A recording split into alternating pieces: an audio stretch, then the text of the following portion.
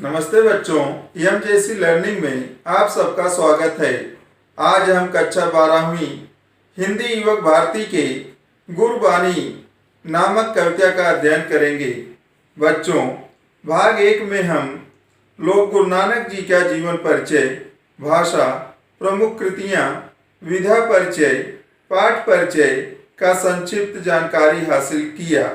प्रथम पद में गुरु महिमा के बारे में तथा दूसरे पद में ईश्वर की प्राप्ति के मार्ग को बताया गया है। अब इस भाग में बचे हुए पदों का अध्ययन करेंगे। अब हम तीसरे पद का वाचन करता हूँ, ध्यान से सुनिए। मन रे अहिनिश हरि गुण सार, जिन खिन पलु नाम न बिसरे, ते जन विरले संसार, ज्योति ज्योति मिलाइए सुरति सुरति संजोग, हिंसा हव में गत गए नाहि सहसा सोग, गुरुमुख जिसु हार मनि बसे तिसु मेलो गुरु संजोग। शब्दों का अर्थ देख लेते हैं। अहिनिश का अर्थ होता है दिन रात या हमेशा। हर का अर्थ होता है प्रभु। गुण का अर्थ होता है विशेषता। जिन का अर्थ होता है जिसने। पल का अर्थ होता है क्षण, पल। विसरे का अर्थ होता है भूलना। विरले का अर्थ होता है बहुत कम। ज्योति ज्योति मिलाइए का अर्थ होता है ईश्वर की ज्योति में जीवात्मा को मिला देना, अर्थात एकाकार कर देना। हिंसा का अर्थ होता है अहंकार। गुरुमुख अर्थात भक्त। हार का अर्थ होता है माला। कवि नानक जी कहते हैं कि हमेशा दिन रात ईश्वर के गुणों, उनकी विशेषताओं का स्मरण करते रह, गुणगान करता रह। जिन खिन पलु नाम न बिसरे, ते जन बिरले संसारी। इस संसार में ऐसे लोग जो एक पल के लिए भी ईश्वर के नाम का स्मरण करना नहीं भूलते, दिन रात प्रभु के नाम का स्मरण करते रहते हैं, बहुत कम है। ऐसे लोगों की संख्या बहुत कम है। ईश्वर संपूर्ण जगत का मालिक है, उसे एक क्षण के लिए भी भूलना नहीं चाहिए। ऐसा ईश्वर की कृपा से ही संभव है। अपने हृदय से छल कपट निकालकर गुरु के द्वारा बताए गए ईश्वर के गुणों का गान करते रहना चाहिए। आगे देखिए। ज्योति ज्योति मिलाइए सुरति सुरति संजोग, अर्थात ईश्वर के प्रकाश पुंज में अपनी आत्मा रूपी ज्योति को मिला दो, एकाकार हो जाओ। अपने आप को ईश्वर के प्रकाश से प्रकाशित कर लो। गुरु की कृपा से यह संभव है। उनके बताए गए रास्ते पर चलकर उनकी सहायता से अपने आप को ईश्वर में एकाकार कर लो। ईश्वर में लीन हो जाने से हृदय में अहंकार, छल कपट, कठोरता निकल जाता है। दूसरे शब्दों में, ईश्वर को प्राप्त करने के लिए हमें अपने हृदय से अहंकार, छल कपट आदि को निकालना पड़ेगा, तभी ईश्वर का दर्शन प्राप्त होगा। जो ईश्वर में तन मन से लीन हो जाता है, उसके मन से अहंकार, छल कपट आदि भाव अपने आप नष्ट हो जाते हैं। देखो आगे। गुरुमुख जिसु हार मनि बसे तिसु मेले गुरु संजोग। नानक जी कहते हैं जिसके मन में ईश्वर बसता है, अर्थात जो ईश्वर रूपी माला नाम स्तुति अपने हृदय में धारण कर लेता है, हृदय में हमेशा ईश्वर के नाम का स्मरण करता रहता है, ईश्वर में विश्वास करता है, श्रद्धा करता है, ऐसे भक्तों को संजोग से ऐसे गुरु का शरण प्राप्त होता है जो ईश्वर के दर्शन का मौका प्रदान करता है, ईश्वर का साक्षात कराने में शिष्य का सहायता करता है। आगे का पद। तेरी गति मिति तू ही जाने, क्या को आँख बखाड़े, तू आपे गुप्ता आपे प्रगटु, आपे सब रंग भाड़े, साधक सिद्ध गुरु बहु चेले, खोजत फिरहि फरमाड़े, समय बंधु पाई यह भिक्षा, तेरे दर्शन कौ कुरवाड़े। उसी के प्रभु खेल रचाया, गुरुमुख शोभी होय। नानक सब जुग आपै वर्ते, दूजा और न कोई। शब्दों का अर्थ देख लेते हैं। गति का अर्थ होता है अवस्था, दशा। बखाड़े का अर्थ होता है वर्णन करना, व्याख्या करना।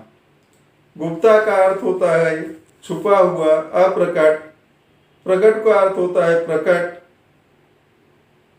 गुरुमुख का अर्थ होता है भक्त। शोभी का अर्थ होता है समझदार। जुग का अर्थ होता है युग। दूजा का अर्थ होता है दूसरा। प्रस्तुत पद में नानक जी प्रभु के शक्ति और रहस्यों के बारे में कहते हैं कि प्रभु की अवस्था, शक्ति, उनके रहस्यों के बारे में समझना मनुष्य के बस की बात नहीं है। अर्थात ईश्वर के शक्ति के बारे में, उनकी गति के बारे में कोई व्याख्या नहीं कर सकता है, वह अगम है। कहने का आशय यह है कि ईश्वर की कोई सीमा नहीं है, वह सभी सीमाओं से परे हैं, इसलिए उनकी व्याख्या करना हमारे बस की नहीं है। आगे कहते हैं, तुम आपे गुप्ता आपे प्रकटु, आपे सब रंग भाड़े। आप इस संसार में गुप्त रूप में अर्थात अप्रकट रूप में भी विद्यमान हो और प्रकट रूप में भी विद्यमान हो, अर्थात दिखाई देते हो और दिखाई नहीं भी देते हो। आप किसी न किसी रूप में सर्वत्र विद्यमान हो, आप हर रूप में व्याप्त हो। गुरु नानक जी आगे कहते हैं, साधक सिद्ध गुरु बहु चेले, खोजत फिरे फरमाड़े। संसार में अनेक सिद्ध प्राप्त संत, साधना करने वाले लोग, गुरु शिष्य आपको ढूंढते हुए आपके दर्शन प्राप्त करने के लिए इधर उधर भटकते रहते हैं, खोजते रहते हैं। हे प्रभु, जिन्होंने आपके नाम की स्तुति की, नाम का गुणगान किया, उसी को भिक्षा के रूप में, प्रसाद के रूप में आपका दर्शन प्राप्त हुआ, उसे ही आपका सानिध्य प्राप्त हुआ। फिर कहते हैं, उसी की प्रभु खेल रचाया, गुरुमुख शोभी होय। सांसारिक खेल को गुरुमुख अर्थात भक्त जिन्हें गुरु की कृपा प्राप्त है वही समझ सकता है, या जो समझदार है, जो ज्ञानी है, विवेकशील है, वह समझ सकता है। बाकी लोगों के समझ के परे है, अर्थात साधारण मनुष्य की समझ में नहीं आता है। नानक सब जुग आपै वर्ते, दूजा और न कोई। गुरु नानक जी कहते हैं, तुम्हारे इस संसार में तुम ही युगों युगों से विद्यमान हो, तुम्हारे अलावा इस संसार में और कोई नहीं है जो युगों युगों तक विद्यमान रहे। आप सर्वशक्तिमान हो, आप सर्वव्यापी हो, आप अविनाशी हैं, बाकी लोग नाशवान हैं, अर्थात जन्म होता है और मृत्यु को प्राप्त हो जाते हैं। केवल ईश्वर जो है वह हमेशा बना रहता है, उसका नाश कभी होता नहीं है। अब हम अगले पद का वाचन करेंगे। गगन में थाल रविचंद दीपक बने, तारक मंडल जनक मोती। धूप मलयानिल पवन चावरो करे, सकल बन राय कुलंत ज्योत। कैसे आरती होय भव खंडना, तोरी आरती अनहत शबद बाजत भेरी। यहाँ पर काल की जगह थाल होना चाहिए। गगन का अर्थ होता है आकाश, रवि का अर्थ होता है सूर्य, चंद्र का अर्थ होता है चंद्रमा, मलयानिल का यहाँ पर अर्थ है मलय पर्वत से आने वाली चंदन की खुशबूदार हवा, पवन का अर्थ है हवा, सकल का अर्थ होता है संपूर्ण, वनराय अर्थात वनस्पत, अनहत का अर्थ होता है बिना चोट की आवाज, शाश्वत आवाज, भेरी का अर्थ होता है ढोल। प्रस्तुत पद में गुरु नानक जी बाह्य आडंबर के रूप में जो सांसारिक लोग आरती करते हैं उसकी कोई आवश्यकता नहीं है। ईश्वर को प्रेम, प्राप्त किया जा सकता है। गुरु नानक जी कहते हैं कि हे पंडित ज्ञानी जन, संसार में दिन रात आरती चल रही है। प्रकृति आरती किस तरह कर रही है देखिए।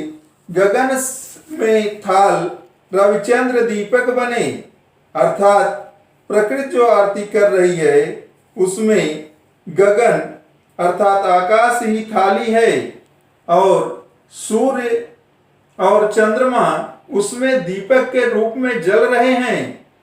तारक मंडल जनक मोती, धूप मलया नील पवन चावरो करे।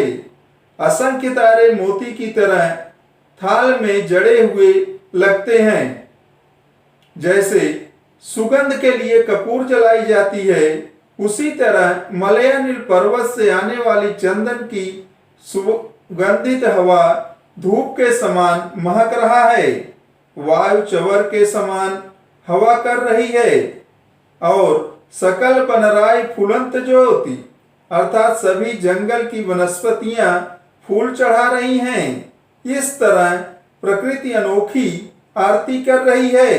कैसी आरती होय भव खंडना, तोरी आरती अनहद शब्द बाजत भेरी। मनुष्य किस तरह आरती कर सकता है? प्रकृति की आरती के सामने मनुष्य की आरती का कोई महत्व नहीं है। अनहद शब्द बाजत भेरी अर्थात हृदय में अनहद नाद अर्थात बिना किसी चोट की बजने वाली आवाज, शाश्वत आवाज जो योग साधना के द्वारा संत जन प्राप्त करते हैं। ढोल बज रहा है। हे मनुष्य, इस महान आरती के होते हुए तेरी आरती की क्या आवश्यकता है, क्या महत्व है? अर्थात भगवान की आरती तो मन से उतारी जाती है। श्रद्धा ही मनुष्य की सबसे बड़ी भेंट है। फिर आप लोग थालियों में थोड़े थोड़े फल फूल लेकर मूर्तियों पर क्यों चढ़ाते हो? क्या प्रभु के पास थालियों की कमी है? अरे आकाश ही उसका नीलम थाल है। सूर्य और चंद्रमा की ओर देखो, वे भगवान की आरती में रखे दीपक हैं। तारों का समूह मोती है और हवा उसे दिन रात चवर कर रही है। इस तरह से गुरु नानक जी प्रकृति के द्वारा जो आरती हो रही है वही शाश्वत आरती है। मनुष्य के द्वारा जो आरती हो रही है उसे बाय आडंबर बताए हैं। इस तरह से यह पद समाप्त हुआ। धन्यवाद।